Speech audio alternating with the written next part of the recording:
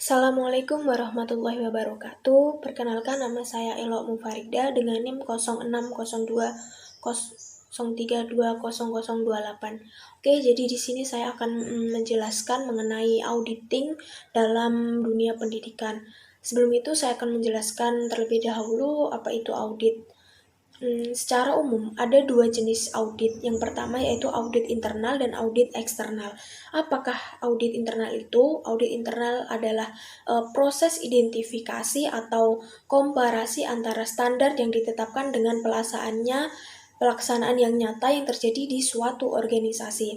Audit internal ini umumnya dipakai oleh pihak manajemen organisasi untuk melihat sejauh mana pelaksanaan rencana yang telah ditetapkan dapat dijalankan dengan baik, juga untuk melihat secara dini faktor-faktor apa saja yang berpotensi sebagai resiko dan dapat menghambat keberhasilan dalam pelaksanaan program pada suatu organisasi.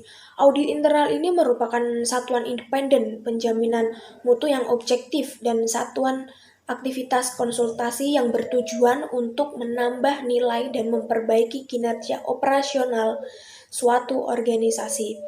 Menurut Jenny Godwin Stewart dan Pamela Ken menyebutkan bahwa audit internal dapat membantu suatu organisasi untuk mengidentifikasi dan mengevaluasi resiko serta mengubahnya menjadi bagian penting yang harus diperhatikan dalam suatu manajemen resiko suatu organisasi. Nah, dalam konteks pendidikan ini audit internal dilakukan oleh lembaga penjaminan mutu yang dibentuk oleh suatu satuan unit pendidikan. Jika di perguruan tinggi, tim audit internal ini berada di bawah kendali lembaga penjaminan mutu atau yang biasa disebut dengan LPM.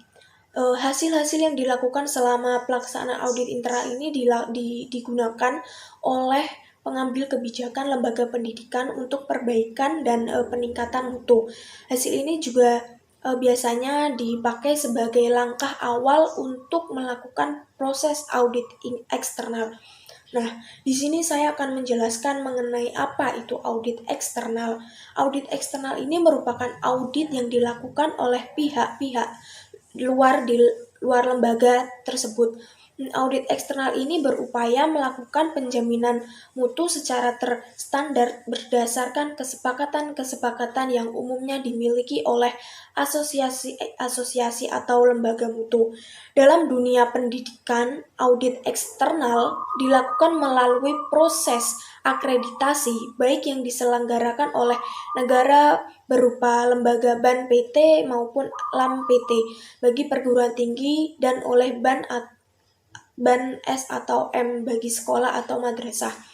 Kesemua hal yang dilakukan melalui serangkaian proses audit ini semata-mata adalah untuk penjaminan mutu pendidikan agar kualitas pendidikan semakin baik dan sesuai dengan harapan stakeholder pendidikan. Mungkin itu yang saya jelaskan di sini mengenai apa itu audit.